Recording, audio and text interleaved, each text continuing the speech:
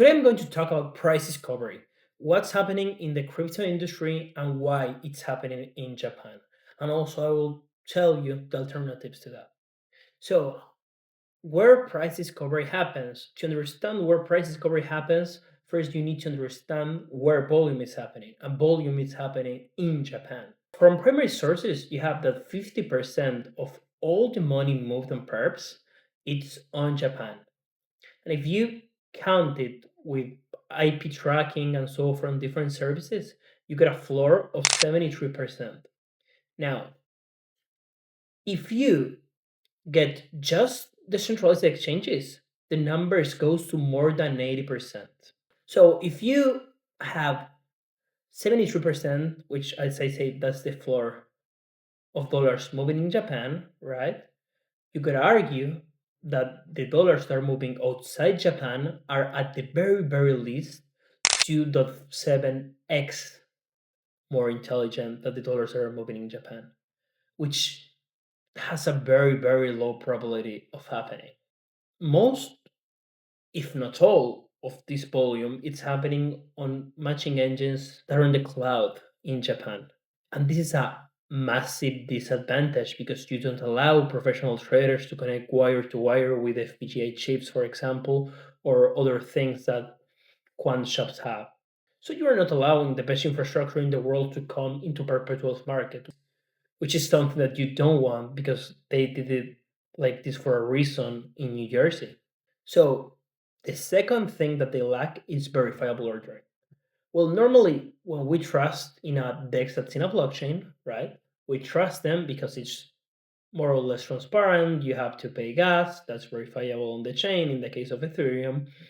On a trusted exchange, New York Stock Exchange, you assume that the centralized venue is not going to try to run you with their market maker friends. They could have some problems related to the lanes and the queues. Yes, hopefully it's very, very minimum, but you don't have a way to verify that in those centralized exchanges, in those exchanges that are all over Japan. And some perpetual exchanges that are decentralized also fall into this category. Why? Because no leaders control all.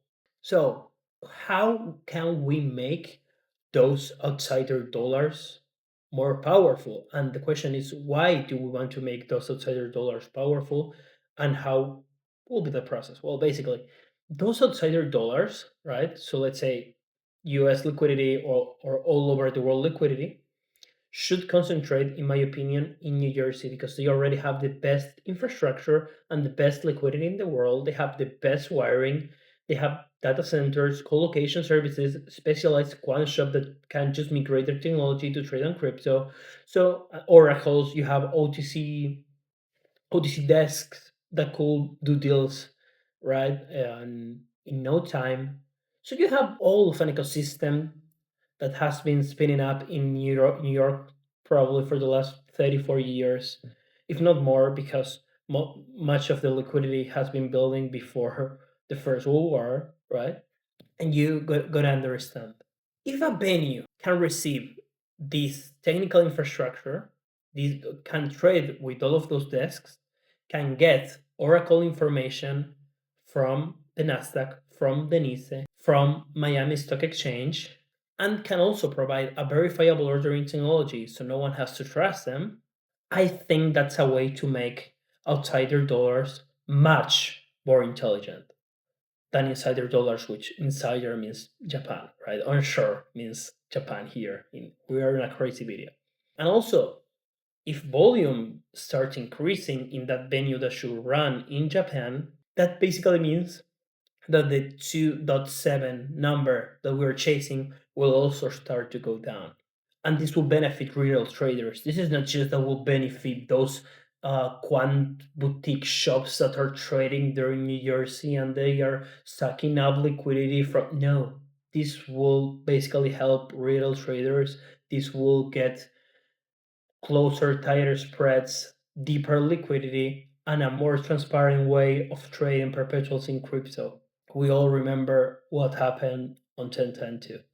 I'm building that venue, and it's called DeFi Silicon.